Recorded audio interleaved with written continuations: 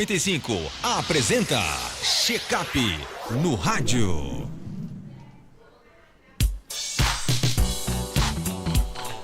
No quadro Check-up no rádio desta quinta-feira, o médico cardiologista Vander Weyden vai abordar um tema muito relevante para a saúde masculina. Atenção, homens, os estimulantes sexuais como Viagra e a Tadalafila e o impacto deles no coração. Esses medicamentos são frequentemente utilizados para tratar disfunção erétil, mas é essencial compreender como eles afetam o sistema cardiovascular e quais cuidados devem ser tomados, especialmente por pessoas com problemas cardíacos pré-existentes. Doutor Vander, seja bem-vindo aqui ao nosso Panorama 95, bom dia. Bom dia, Marcos, bom dia a todos os nossos ouvintes do Panorama 95, é sempre uma satisfação a gente estar aqui falando sobre assuntos do coração. Como os estimulantes sexuais funcionam no corpo humano? Os estimulantes sexuais, a maioria deles, Marcos, a gente até comentou brevemente sobre isso semana passada, né, eles têm uma ação de inibir uma determinada enzima que nós produzimos no nosso organismo. Essa enzima, ela é apelidada de PDE5, mas o nome dela é fosfodiesterase 5. E é uma enzima importante e presente em diversos órgãos do nosso organismo e não apenas na genitália masculina, no sistema reprodutor masculino. Tanto é que, como a gente também mencionou na semana passada, esses medicamentos estimulantes sexuais, eles... como o sildenafila, tadalafila, o Viagra, como você mencionou aí, é o protótipo deles, é a sildenafila de referência. Eles foram descobertos, na verdade, não como medicações para melhorar a potência sexual e tratar a disfunção erétil masculina, e sim como medicações para tratar uma outra condição relacionada ao sistema cardiovascular. Condição essa que a gente chama de hipertensão pulmonar. A hipertensão pulmonar é uma doença em que você tem um aumento da pressão, só que não é a pressão comum. Fulano, ciclano tem pressão alta. Aquilo ali a gente chama de hipertensão arterial sistêmica, porque é na circulação que é bombeada, em que o coração bombeia e distribui o sangue para todos os órgãos do nosso organismo. Mas existe uma circulação, uma via muito particular ali, que acontece entre o coração e o pulmão, que eles fazem a sua troca, né, de sangue, que ela é voltada para o sistema de renovação de gases dentro do sangue. Então, o corpo ele devolve para o coração sangue sujo, vamos dizer assim, com pouco oxigênio e com muito gás carbônico, e esse sangue, então, ao chegar ao coração, ele é direcionado para o pulmão, nessa via muito especial, nessa circulação que a gente chama de circulação pulmonar. E aí lá chega ao pulmão, ele é oxigenado, o gás carbônico é removido, o oxigênio novo entra por meio da respiração, esse sangue ele volta então para o coração distribuir ele de volta para a circulação sistêmica. Então, quando a pessoa diz eu tenho pressão alta, eu tenho hipertensão arterial, na verdade você tem a hipertensão arterial sistêmica. A maioria das pessoas tem a hipertensão arterial sistêmica. Mas nessa circulação, que é a circulação pulmonar, existe aumento da pressão também. E não é arterial. É arterial também, mas a gente não usa muito esse termo. A gente prefere utilizar o termo de hipertensão pulmonar, que é para diferenciar que é diferente da hipertensão de todas as outras artérias do corpo, porque ali eu só estou envolvendo um grupo de artérias, que são as artérias da circulação pulmonar. Nesse outro caso, da hipertensão arterial sistêmica, são todas as outras artérias do organismo. Então, quando alguém diz que tem hipertensão, em 99,999% das vezes, ela está querendo dizer que ela tem pressão alta na circulação sistêmica. Quando alguém tem hipertensão pulmonar, ela diz, é hipertensão pulmonar. Então, essas medicações, o Viagra, o sildenafila, a Tadalafila, o Denafila, existem vários aí disponíveis no mercado. Elas foram descobertas, na verdade, a sildenafila, ela foi descoberta como medicação para tratamento da hipertensão pulmonar. Então, isso mostra e denota que a ação do medicamento, ela tem efeitos sobre o sistema vascular, sobre o sistema hemodinâmico da gente. Então, o que é que ela faz? Na verdade, na circulação pulmonar, ela reduz essas pressões. Ela funciona como um remédio de pressão, só que não para a pressão do corpo, e sim para a pressão do pulmão. Porém, apesar de ser mais voltada para a hipertensão pulmonar, ela também tem efeitos sobre a circulação sistêmica. Basta lembrar que a circulação da região genitália masculina, a circulação do pênis, faz parte da circulação sistêmica e ela tem efeitos ali locais que promovem, no caso, uma melhora da função erétil masculina, e isso faz parte da circulação sistêmica. Então é um dos efeitos que a gente observa do uso desta medicação. O uso dessas medicações também pode produzir outros efeitos, né, que, dependendo do tipo do paciente, você pode ter, de fato, alguns problemas. Ela não é contraindicada em todo paciente que tenha problema cardíaco, porque existem muitos problemas cardíacos distintos, né? Existem várias formas de você ter algum problema no coração. Então, não significa que eu tive alguma coisa no coração, eu nunca mais vou poder fazer uso desse tipo de medicações. Não se trata disso, mas apenas que a gente precisa ter uma atenção especial com doenças cardiovasculares para poder fazer uso dessa medicação. O principal efeito colateral que os pacientes apresentam relacionado ao sistema cardiovascular, né, é a queda de pressão, é a hipotensão.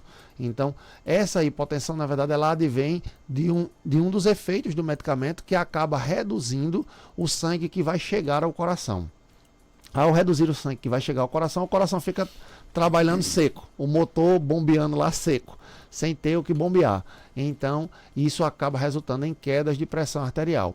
Se o paciente faz uso de outras medicações para o coração, especialmente uma medicação que a gente chama de nitratos, como por exemplo, vou dar o nome aqui, que são propatil nitrato, que é o Sustrate, a medicação, o nome comercial é Sustrate, mononitrato de isosorbida, que o nome comercial mais comum é monocordil, tem genéricos também, dinitrato de isosorbida, que tem os genéricos, mas o nome mais conhecido é o Isordil. Essas medicações que são nitratos, elas associadas com o uso da sildenafila, da tadalafila, elas podem produzir uma hipotensão grave que pode levar o paciente a ter seríssimas complicações. Tanto é que eles são contraindicados o seu uso concomitante com uma janela de 48 horas. Então, se você usou um medicamento nos últimos 2 dias, não é indicado que você use o outro dentro desse período. Tal é a gravidade da associação que você pode ter entre um e outro. Esse é o efeito colateral mais comum relacionado ao sistema cardiovascular.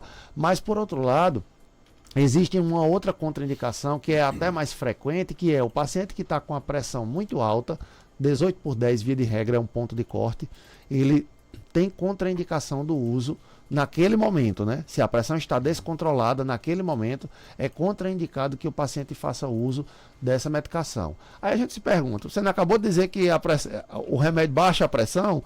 Por que é que isso vai contraindicar o uso do medicamento? Porque aí a gente tem um outro efeito colateral, que seria o segundo efeito colateral, ou talvez até o primeiro efeito colateral mais comum, é apenas porque não é relacionado ao sistema cardiovascular diretamente, mas ele é talvez o efeito colateral mais comum do uso dessas medicações, que é a dor de cabeça, a cefaleia.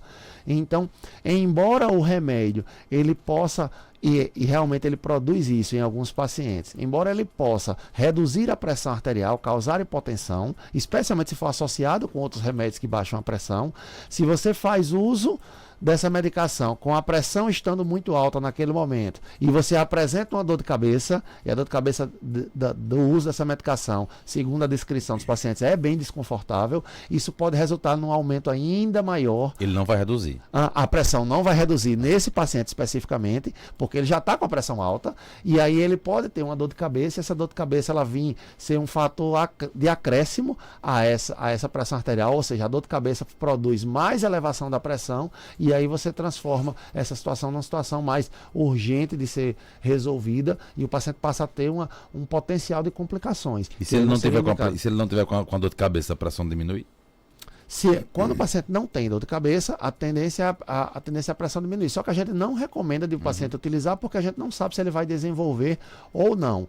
Via de regra, se o paciente tiver com a pressão alta, mas em níveis, entre aspas, mais aceitáveis, a gente até poderia autorizar o uso, e isso de bula, né, na literatura médica é autorizado. O paciente está com a pressão de 14/9. Provavelmente, se ele tiver uma dor de cabeça, o aumento da pressão não vai ser grande o suficiente para colocar ele em risco. Então, nessas situações, estaria autorizado, não teria maiores problemas. Mas uma parte significativa tem dor de cabeça. Mas é um percentual significativo. Eu não tenho um número aqui exato não, mas é um percentual. É mais de 10% dos pacientes que podem apresentar dor de cabeça. Isso para a gente já é muita coisa. Então, são os dois fatores que a gente tem que ter mais atenção, porque tem uma relação grande com o sistema cardiovascular. Um que é o sintoma mais comum, que é a dor de cabeça, que ela não é diretamente relacionada ao sistema cardiovascular, mas que pode ter interferência, porque a dor de cabeça pode aumentar a pressão. E o outro é o efeito do medicamento, principalmente associado a outros remédios, que pode fazer com que a pressão caia drasticamente e isso possa promover sérias consequências. Agora, pessoas com problemas cardíacos, eles podem usar esses medicamentos com cautela? Com cautela, se tiver feito uma avaliação médica e tiver tudo bem, tá com a doença cardíaca, como a gente mencionou aqui, tem um problema cardíaco, mas é um problema que está estável, não está sob risco de complicações, e a gente prevendo que o uso da medicação, mesmo podendo causar alguma alteração de pressão, seja para mais, seja para menos, não produziria nenhum risco aumentado para o paciente, ele poderia sim ser utilizado nesses pacientes. A recomendação que a gente sempre tem é ter cautela e observar se o quadro está estável. Quais sinais e sintomas devem ser observados ao usar esses medicamentos, especialmente em relação ao coração?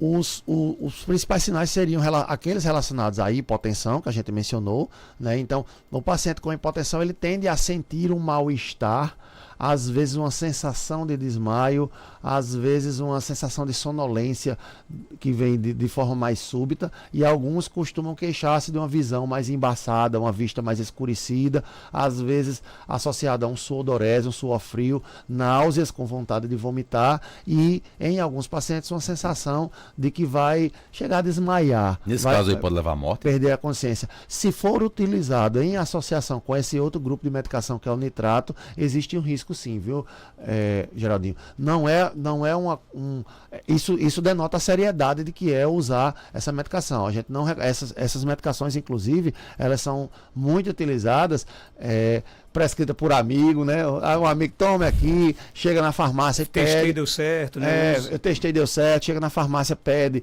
e aí alguém da farmácia já vai lá e entrega sem que seja feita uma avaliação. Então, a sugestão seria que o paciente passasse por uma avaliação médica. Não precisa necessariamente ser o cardiologista, não. Às vezes um médico clínico é capaz de fazer uma avaliação boa para o paciente, um clínico da UBS pode fazer isso, o médico urologista pode fazer a avaliação da disfunção erétil nesses casos. E aí, vendo que o paciente está bem, o paciente relata a história dele, cardíaca, ele mesmo pode fazer a prescrição da medicação. Então, só relatar que assim, não precisa ser necessariamente com o cardiologista, só precisa ter um cuidado de ir para um profissional de saúde, para um médico que faça uma avaliação médica antes de fazer o uso da medicação, porque há efeitos colaterais que realmente são graves e nesse caso, como você perguntou, podem levar à morte, se for associado ao uso dessas medicações que são os nitratos. Em uso de outras medicações, é possível que você tenha efeitos colaterais como hipotensão, mas aí os sintomas e sinais que a gente vai perceber são mais esses que a gente mencionou. Vai ter uma sensação de mal-estar, um suor frio, uma vista escurecida e eventualmente uma sensação de desmaio pela queda de pressão. O outro efeito colateral é aquele que a gente já mencionou, que é o mais comum, é a dor de cabeça mesmo. Então, ela é o sintoma por si só, ela é o resultado final por si só. O paciente vai fazer o uso do Viagra, do Tadalafila e vai apresentar a dor de cabeça. E aí, em função disso, é só monitorar a pressão para ver até onde a pressão vai chegar em função da dor de cabeça. Agora, esses estimulantes sexuais, eles podem causar efeitos colaterais a longo prazo para o coração? Não, eu não penso nessa forma, a não ser que eles produzam algum dano fixo ali ao coração no momento em que você utiliza e ele promove essas alterações que a gente mencionou aqui. Porque a medicação em si, ela não promove danos de longo prazo ao coração. O que ela poderia provocar seria, vamos dar um exemplo aqui, o paciente com doença coronariana obstrutiva, popularmente com as veias entupidas no coração, e aí você faz uso dessa medicação, a pressão cai demais. Quando a pressão cai demais, toda a circulação do organismo ela recebe menos sangue. Vamos trocar em miúdos aqui, é como se na caerne estivesse chegando menos água dentro da nossa casa. Então você abre a torneira, está vindo menos água. Para a circulação do próprio coração, o coração tem uma circulação própria para se alimentar, apesar de passar todo o sangue do organismo por ele. O coração bombeia aproximadamente 5 litros de sangue por minuto, vai dar 300 litros de sangue aí por hora, vezes 24 horas, dá 7.200, se eu não estou errado nas contas aqui, então 7.200 litros de sangue por dia que passam pelo coração. E ele não extrai nenhum ml de oxigênio, ele não extrai nenhum grama de comida desse sangue que passa por ele. Toda a alimentação do coração, ela vem através da circulação que é própria do coração, que são as artérias coronárias, que é o que a gente chama, quando estão com problemas de obstrução por placas de ateroma, a gente chama de veias entupidas. Nem são veias, são artérias, mas são elas que alimentam o coração. Se você tem um problema de obstrução nessas artérias coronárias, e essas artérias coronárias já têm uma dificuldade de chegar sangue para alimentar o coração, você faz uso de uma medicação como essa, pode acontecer o quê? Uma queda ainda maior do fluxo de sangue para alimentar o coração e eventualmente você tem um quadro de angina ou até mesmo um quadro de infarto, e aí isso sim danificar o coração a longo prazo. Mas o uso, vamos dizer, o uso recorrente da tadalafila, existe até a medicação com dose diária, que é 5 mg, você faz o uso dela todos os dias, 5 mg.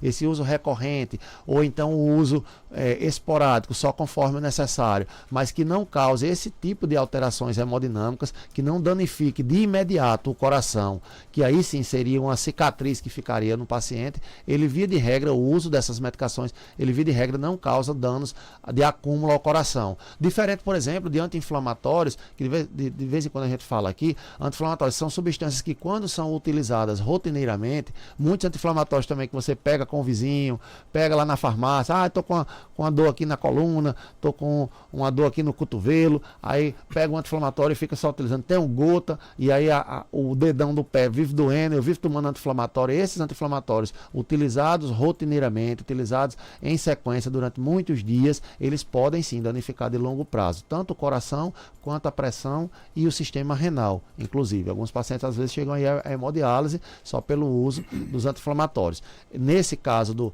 uso dos estimulantes sexuais, você não tem essa mesma relação. Eu usei, de tanto eu usar, eu desenvolvi um problema no coração. Isso normalmente não acontece. Se acontecer, ele vai acontecer nesse cenário. Eu usei, no dia que eu usei, aconteceu um problema no meu coração e aí ficou a cicatriz, ficou a sequela. Mas se eu usei num período que eu estava estável, que o meu coração estava bem e não me aconteceu nada, lá no futuro não teria que se culpar ele não, sabe? Pode criar uma dependência, né?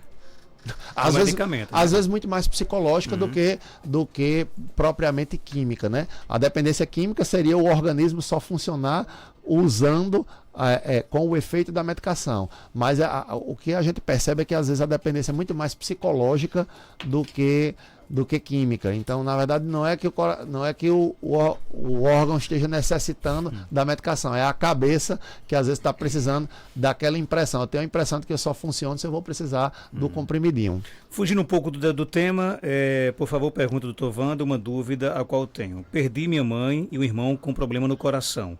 Eu tenho 2 irmãs que também têm. Uma delas já fez 3 cirurgias de troca de válvula. Eu devo procurar um cardiologista por essa questão familiar? O relato é muito extenso, né?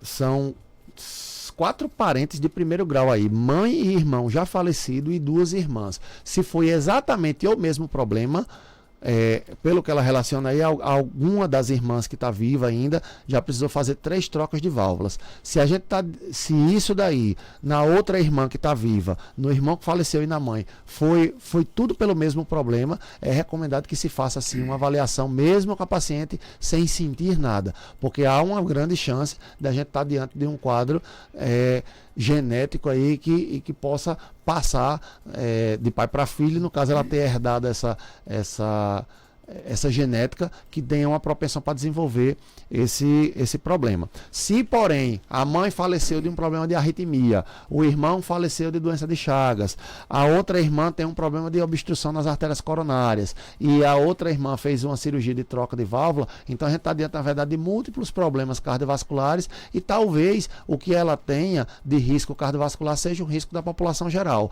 Ainda assim seria indicado uma avaliação, porque realmente, como é dito, são muitos parentes com problemas cardíacos, mas a chance de você ter uma genética associada seria um pouco menor, porque você teria uma genética um pouquinho para uma doença, um pouquinho para outra, um pouquinho para outra. Se as 4 pessoas envolvidas aí, os 2 que faleceram e as 2 irmãs que estão vivas, se eles todos têm o mesmo problema, que no caso seria da válvula, porque ela já mencionou aí que uma delas foi uma troca de válvula, então se todo mundo teve o problema de válvula e foi na mesma válvula, especialmente se foi na mesma válvula, é altamente recomendado que ela faça uma avaliação cardiovascular para tentar detectar logo. Se foram múltiplos problemas, ainda assim eu recomendaria fazer uma avaliação, mas com uma certa tranquilidade maior, porque talvez o risco adicional não seja tão grande.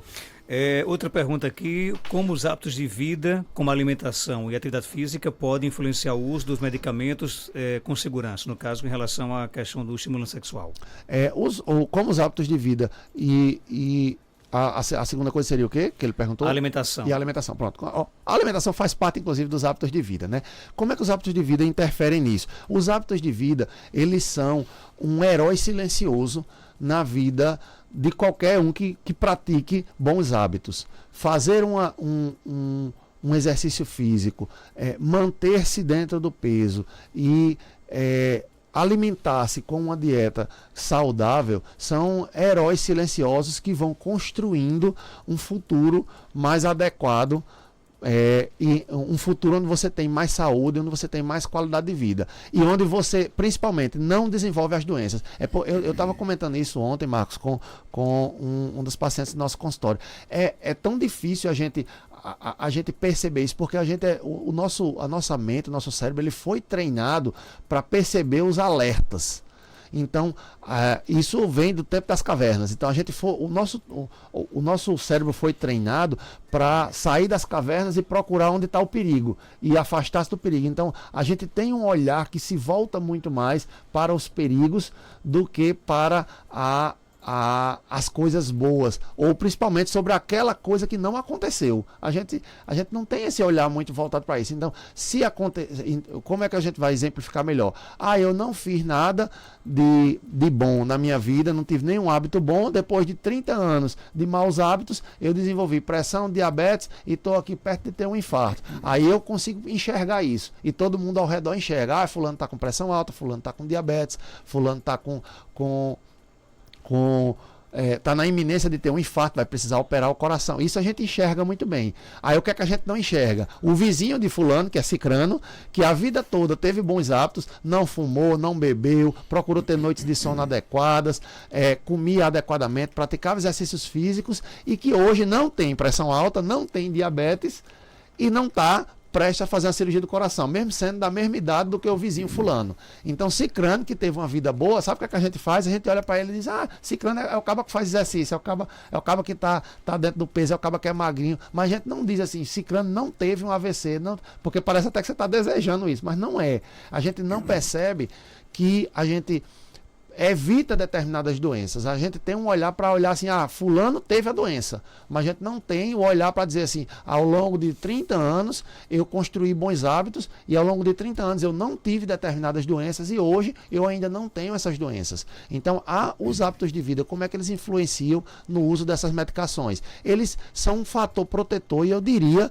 que é talvez o fator protetor mais importante que a gente teria, porque é um que a gente consegue fazer de forma a não ter efeitos colaterais, porque a gente, é preciso reconhecer, você faz uso de medicação, você está assumindo um risco de efeito colateral em prol de um benefício que o paciente precisa mais. Eu estou precisando tanto me beneficiar de tal coisa que eu aceito tomar um remédio e me dá um possível efeito colateral. Vide o exemplo dos estimulantes. Eu estou precisando tanto melhorar a minha função erétil, eu estou precisando tanto de melhorar aqui a minha relação sexual, que eu aceito tomar um remédio que pode me dar dor de cabeça, tomar um remédio que pode fazer minha pressão cair, tomar um remédio que em última instância, se o meu coração não estiver bom, pode até prejudicar meu coração.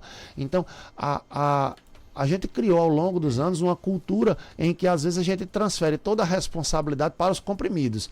Se eu não fiz nada de certo na minha vida e a pressão apareceu, bota um comprimido que resolve. Se eu não fiz nada correto com a minha dieta e a diabetes chegou, bota um comprimido e uma injeção de insulina, uma injeção de Ozempic que resolve. Então, isso é uma forma onde você, na verdade, está trocando. Se você não muda a sua cabeça e tenta você mesmo mudar seus hábitos de vida, o que vai acontecer é que você vai terminar tomando um remédio atrás do outro e desenvolvendo efeitos colaterais. Os hábitos de vida são o fundamento de uma vida com qualidade. Então, se você pratica bons hábitos, o que é que vai acontecer? Você não vai ter essas doenças, você não vai ter pressão, não vai ter doenças cardíacas e você vai poder utilizar os estimulantes sexuais com muito mais tranquilidade. Haja vista que você não tem problemas cardíacos que vão interferir no uso dessa medicação.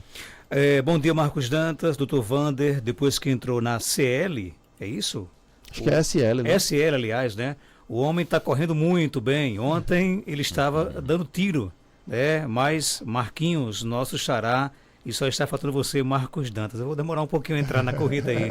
Tá na corrida agora, doutor Wander? Eu comecei em setembro do ano passado. Era uma das metas do ano passado, era fazer uma das corridas da cidade. Aí comecei e é uma prática realmente muito estimulante. A gente se sente realmente muito bem, se sente bem com o próprio corpo, se sente bem consigo mesmo, com a prática dos exercícios. Tô bem feliz. Você vai competir aí daqui uns dias com o doutor Antes, né? Com o doutor Nicés. Não, Maria, Deus me livre. Nicés é Ultraman, Nicés faz... Esse cara corre também, né? Nicés faz triatlo, faz 50 km de bicicleta. Eu não faço. Daqui uns dias vamos formar aí o pelotão dos médicos. Né? Gabriel, Wander, Gabriel também é maratonista. Né? Gabriel é maratonista. A Nicés tá longe demais, Maria. Esse povo aí eu não chego nem na marra nem a chuteira, não. Eu faço só minhas corridinhas mais tranquilas. Estou começando aos pouquinhos, né? Também estou há pouco tempo, né? Mas só para fechar, no caso, a corrida para o coração é maravilhosa, né? Sim, só cabe lembrar uma coisa, viu? Os pacientes, especialmente quando se começa numa idade como eu, estou aí chegando aos 39, esse ano faço 40, quando a gente chega mais ou menos nessa idade e passa a praticar, e a partir de certa carga de exercícios, né, exercícios aeróbicos, é recomendado que o paciente tenha uma certa atenção e faça algum tipo de avaliação básica antes de iniciar nessa prática, especialmente se for participar de algumas competições, né? Quando você vai participar de competição, a cabeça muda. E eu já disse isso aqui algumas vezes, o paciente até chegou no consultório dizendo que ficou marcado por essa frase, então eu vou repeti-la. Às vezes você faz uma competição entre nós três aqui, disputando por uma caneta Bic aqui. A gente vai disputar. É diferente de a gente fazer a mesma coisa sem estar valendo nada. Então, o esporte, quando você luta para competir, ainda que não seja para competir por medalha, ainda que seja apenas para competir contra você mesmo. E isso acontece com certa frequência na corrida, no crossfit e em outros esportes, onde você não está competindo necessariamente para ser o primeiro lugar, para ser o melhor. Você está competindo apenas para melhorar você mesmo. E isso às vezes faz com que a gente saia um pouco da linha, onde a gente às vezes ignore certos avisos do nosso organismo e passa a se tornar um pouco arriscado. Mas de um modo geral, é muito mais benéfico fazer exercício. Então, os benefícios que você obtém do exercício físico, eles superam, mas de muito mesmo, os riscos que você corre, que existem, é preciso dizê-los, e tá aí, que a gente sabe, de vez em quando acontece alguns eventos trágicos em academias, em testes de concurso da polícia, de concursos de outros cargos públicos aí que exigem um preparo físico. Então, de vez em quando a gente ouve falar desses eventos e desses casos. Mas isso a gente sabe, é uma exceção. É uma vez a cada 2 anos que você acontece com uma pessoa. O restante das pessoas que está ali praticando exercício físico, ela está quase 100% dela se beneficiando da prática desses exercícios. Então, o exercício físico, ele de longe, assim, ele é um dos grandes fatores para trazer benefícios ao nosso coração. A gente só precisa ter uma atenção, porque assim como qualquer outra coisa na nossa vida, o exagero, o excesso, ele pode ser prejudicial. A gente já disse aqui, até água, se você beber demais, existe um limite para o nosso corpo. Se você bebe a partir de X litros de água, você pode desenvolver doença renal, você pode ter... todo mundo diz, mas beber água não faz bem para os rins? Faz, para quem bebe pouco. Se você bebe pouco e aumentar o consumo e ficar uma bebida moderada de água, vai lhe ajudar. Se você bebe em excesso, eu não me lembro agora o número, mas é a coisa 14, 15, 16 litros de água por dia. Se você bebe isso, você começa a ter problemas. Então, água em excesso é problemas, dormir em excesso, olha que curioso, né? A gente sempre fala assim, fulano tem insônia e é ruim. Isso é ruim, todo mundo sabe. Dormir pouco é ruim, mas dormir em excesso também é. Existem estudos que mostram que adulto que dorme uma certa quantidade X de horas, eu não me lembro agora, mas acho que são 10 ou 11 horas, acima desse valor, 10 a 11 horas por dia de sono, ele pode ter mais problemas, inclusive cardiovasculares. Então, a gente precisa ter essa atenção, que o excesso, ele deve ser evitado em todas as áreas da nossa vida. E aí a gente inclui do exercício físico. Então tem que ter uma certa atenção apenas com esse ponto, mas de um modo geral o exercício traz muito mais benefícios e é recomendado. Dr. Wander Wade, ele é médico cardiologista, atende no Instituto Ameno, no mesmo endereço da Clínica São José, na Rua Terezinha Leite, 1883, bairro Peneda, aqui em Caicó. Telefone 84994310681. Obrigado pela sua participação. Eu que agradeço, Marcos. Eu volto já com mais informações após o nosso